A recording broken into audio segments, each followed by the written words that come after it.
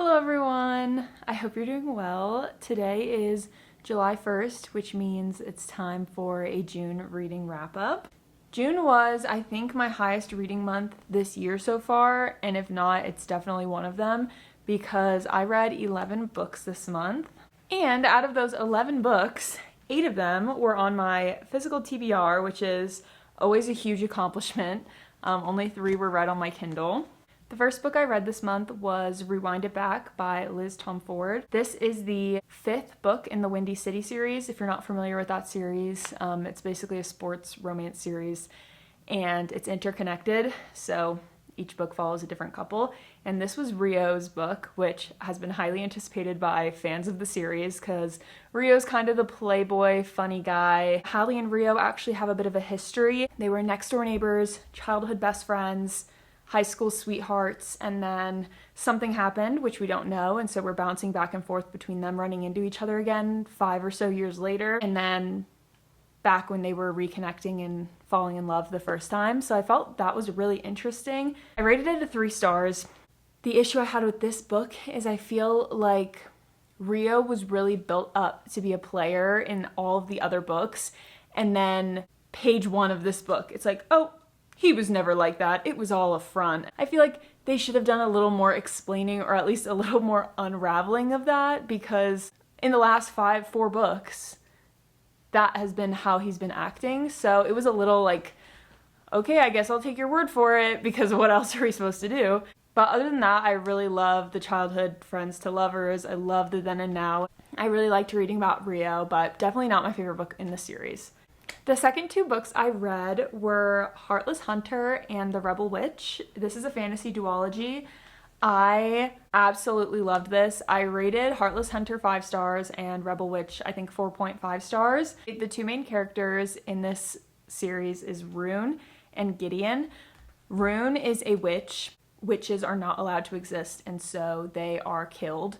And Rune is a vigilante witch of sorts. At night, she goes and saves witches from being murdered and from being imprisoned. And Gideon is head of the guard that's actually killing all of these witches. And something happens. She's trying to get close to Gideon because she wants information and she thinks that that will be the best way to save these witches because he's the one locking them up. So if she gets close to him, then she'll be able to save even more witches, and he wants to get close to her because he's been trying to find the Crimson Moth, and he thinks it's her, which it is. But I did not know this was about witches. I knew this was fantasy, obviously, but I did not know it was witchy, and that was such a pleasant surprise. I love books about witches. It was so good. It was so fast-paced. The romance was delicious.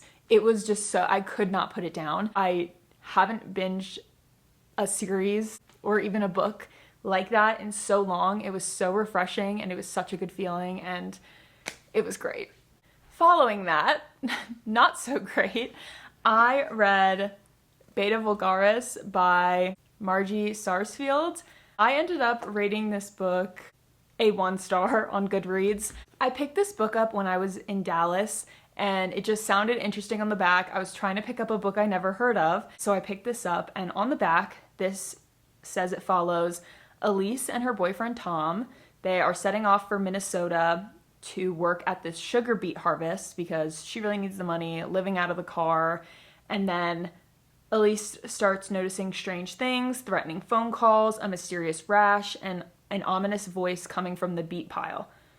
Tom and her other coworkers begin to vanish, and Elise is left alone to confront the weight of her past, the horrors of her uncertain future, and the menacing but enticing siren song of the beets. This was just not for me. I don't even know how to explain this. It was so weird.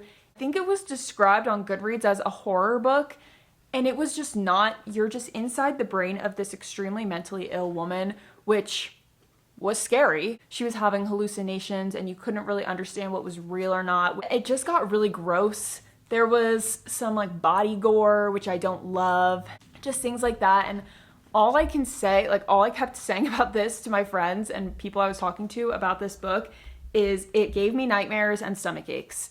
And it was just so weird is the only way I can describe this. It was just bizarre, the things that happened. and the hallucinations that she had, and the ending of it was so, like, in my mind, I'm like, this is a hallucination, but then how does it end? Because if it's a hallucination, what actually happened to her? So I don't really know. 1 star simply because this just wasn't for me, and I don't know how to rate this because I don't really know what this was supposed to be or do. Then we had a bit of a positive turn, and I read the new Catherine Center book, The Love Haters. Catherine Center just knows what she's doing. She releases a new book. It's gonna be rom-com-y, it's gonna be a little predictable, it's gonna be cheesy, and that's exactly why I show up again and again for every single one of these books.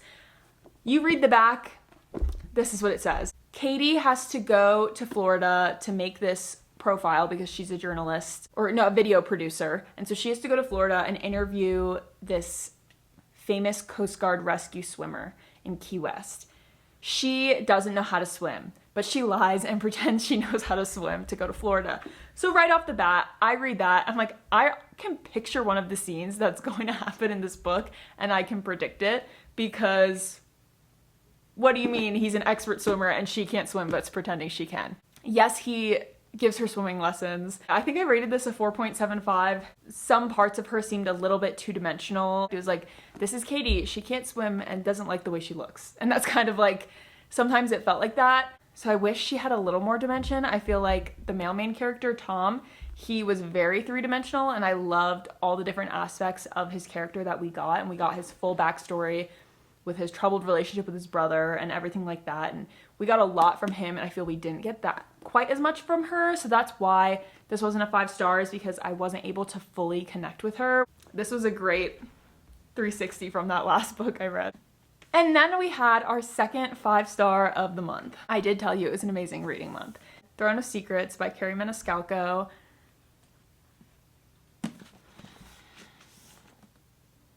This is a romantasy book in the Prince of Sin universe. It's basically a bunch of standalones about each of the Princes of Sin. Throne of the Fallen follows Prince of Envy. This follows Prince of Gluttony. And there is unrest between the ice dragons, which are the largest predators on the realm, and they start killing people. They're infected with something. And so he's trying to figure out what is going on with these ice dragons. Why are they killing people? So he puts on a dating competition because he wants to draw everybody's attention away from that, because that would be a huge thing. Everything would be in chaos, and he just wanted to distract the people of the realm and have them be excited for something while he tried to solve this issue. So he puts on a dating competition where he takes a eligible suitor from every single one of these 7 realms of hell, and they compete to be his wife. And then the female main character, Adriana, she is a journalist, and she's trying to kind of figure out what's going on because she knows there's something going on with the ice dragons, and her sister is the suitor for House of Gluttony in this competition. So she moves into the castle, and she is trying to get close to the prince. This was just so good. She writes such good tension. I love that all these books are kind of Regency, I think. Like Bridgerton vibes, where everyone kind of talks in a certain way and people wear nice ball gowns, things like that. And I just love that. I love the fantasy. I think the magic system and the world is very creative and thought out. And the romance, the tension, so many one-liners. I was giggling. This was amazing. I just had so much fun reading this, and I read it so fast, and Carrie Maniscalco did it again. The next book I read was The Bombshell by Darrow Farr. This is a new release. I got it at Book of the Month, and I rated this one 4.25 stars. This takes place in Corsica, which is a French island in the Mediterranean Sea, I believe. And this begins with Séverine, who is the French-American daughter of a politician. She is 17 years old, riding her bike, and she gets kidnapped by a political rebellion group. And they're basically kidnapping her to hold her for ransom to get a large sum of money from the politician who is her father. And they also want to get a member of their group that is in jail, released from jail. So that's their plan. It doesn't go exactly as planned, the ransom negotiations, so she gets stuck with them. They end up having to move into this house, and she actually ends up learning about their cause and siding with them, and she becomes like the face of this rebellion terrorist group movement for Corsican independence. I listened to a lot of this on audiobook, which I would definitely recommend because there are a ton of French names and words and phrases said in this, and it was so nice to just hear it and not have to try to pronounce it while reading it. She's working with them, making them more extreme, and then it all comes to a head, and then there's a huge time jump to, I think, 20 years later, which is really interesting because you get to see where everybody's at then. And the ending was really emotional. I really, really liked this. The next book I read was After I Do by Taylor Jenkins Reid. I rated this one 4.5 stars. I absolutely loved it. The plot of this is following Lauren and Ryan. They've been together for 11 or 12 years. They're married and they're having marital struggles. The love is kind of lost and there's a lot of resentment and a lot of unnecessary conflict that they're dealing with. And so they decide to take a year of trial separation and basically no strings attached, be with other people, live your life, no contact at all, and then come together after the year and hopefully learn some things about your marriage. Obviously, messy, but I really liked this. It was very emotional. There were a lot of really good lines in here, which I wish I underlined, but I did not. Just because you can live without somebody doesn't mean that you need to. There was a point where Lauren is struggling because she's like, well, I'm doing fine without Ryan, so that must mean I don't love him enough and that we shouldn't be married because we should have this all-encompassing love where you literally can't be without each other and you need each other, and that codependence, that means love. And she kind of comes to a realization that it's like, just because you can function and live and survive without somebody just fine does not mean that you don't need or want them in your life. Like, that just means that the positives that they bring into your life will just bring that much more because you're not dependent on them. And there were a lot of really good lines about that. I really loved the messaging, and I did not know the turn this was going to take at the end, so that was fun because I feel a lot of times with romance books you kind of know how it's going to end. I did not know how it was going to end. I was really happy with the ending, and I would definitely recommend this. This is one of her older books. Then the last 3 books I read this month are all going to be in a video that's going to come out maybe next week, maybe the week after that. I'm still in the process of filming it. But basically the video is me finishing books that I've soft DNF'd that I'm in the middle of.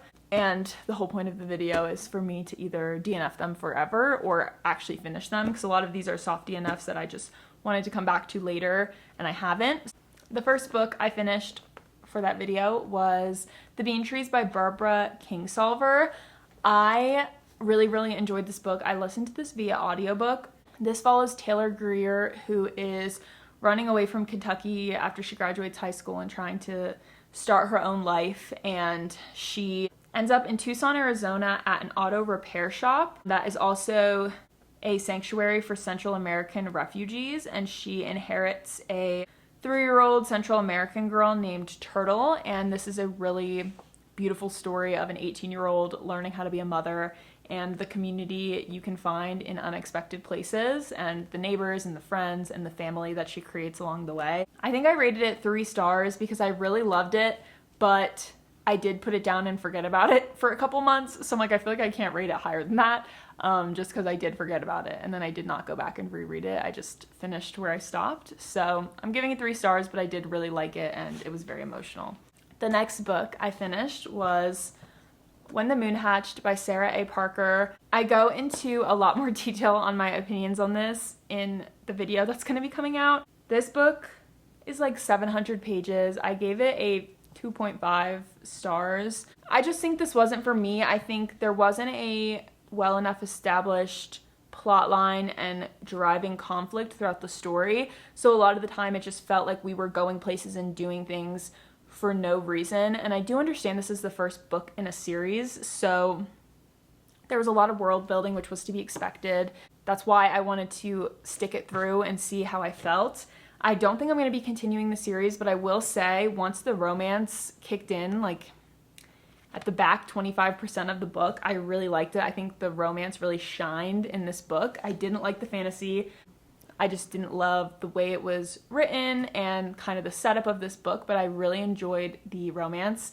And I think if this was like half of the length it was and all of the beginning was gone and we kind of focused on the romance and not so much on the fantasy backstory, which I'm sure will come into play in future books, but just for this book, I didn't love it, but I did like the romance, and I had fun when I wasn't being critical and thinking of it, so I don't know, 2.5. The last book I finished this month was The Club by Ellery Lloyd. I rated this a 3.5 or a 3.75. I still haven't really decided. I finished it yesterday. This was actually really good.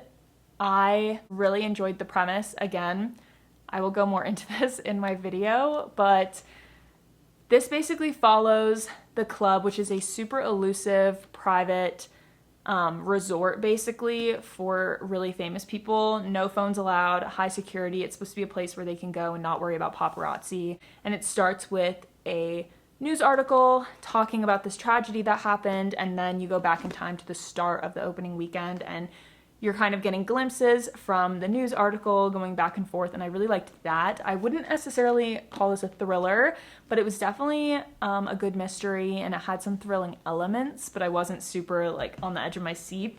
But people die, you're trying to find out who died, how they died, why they died, and it's really cool going back and forth. I really like the news article plus going back in time, and it has so many different points of view. Maybe 4.